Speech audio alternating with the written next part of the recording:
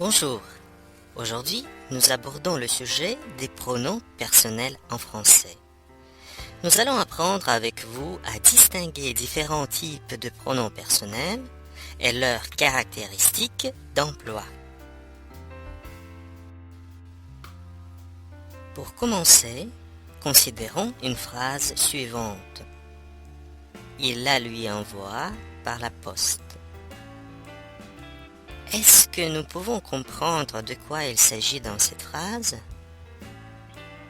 Non, le contexte nous manque.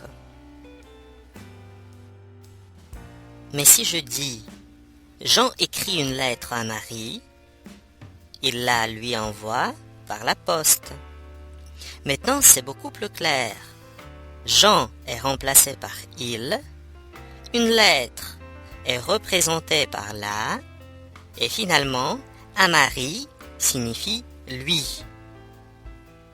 Il, la, lui sont des pronoms.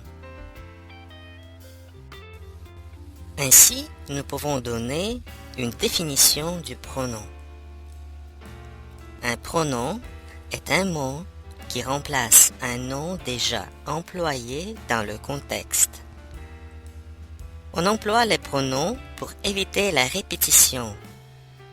Lorsqu'un nom a été déjà employé, on ne le répète pas chaque fois qu'on veut désigner le même être, le même objet, etc.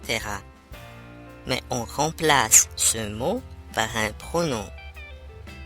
En fait, un pronom peut aussi remplacer un autre pronom, un adjectif ou toute une phrase.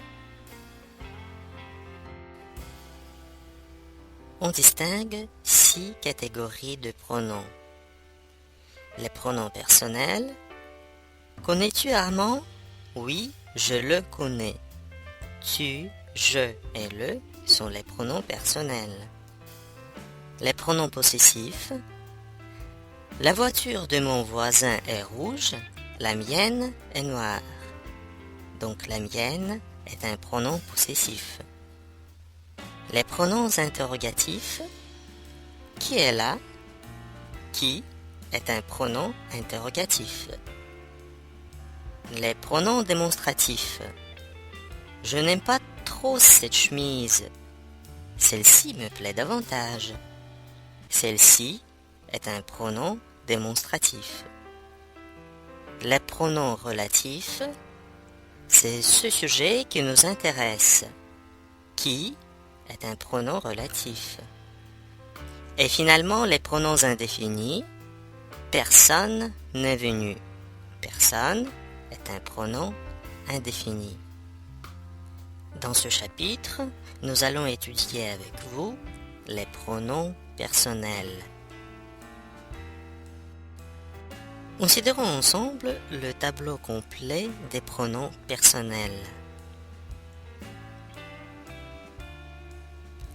Nous distinguons deux grands groupes de pronoms personnels. Les pronoms personnels atone et les pronoms personnels toniques. Les pronoms personnels atone ou les pronoms conjoints, donc ces pronoms sont toujours à côté du verbe. Nous ne pouvons pas les employer tout seuls sans verbe. Et nous ne pouvons pas non plus les mettre en relief ou les accentuer. C'est pourquoi on les appelle atones. Sans accent ou conjoint, ils sont toujours attachés au verbe. Pour ce qui est des pronoms toniques ou les pronoms disjoints, nous pouvons sans problème les séparer du verbe, les accentuer ou les employer sans verbe. C'est pourquoi on les appelle toniques. Ces pronoms portent toujours un accent. On les appelle aussi disjoints, c'est-à-dire le pronom est indépendant du verbe.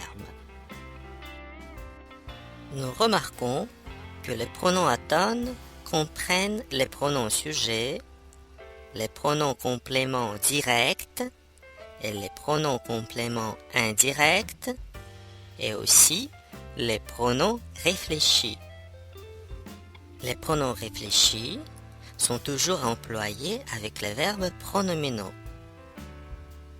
Considérons maintenant chaque groupe de pronoms à part, ainsi que leur particularité d'emploi dans la phrase.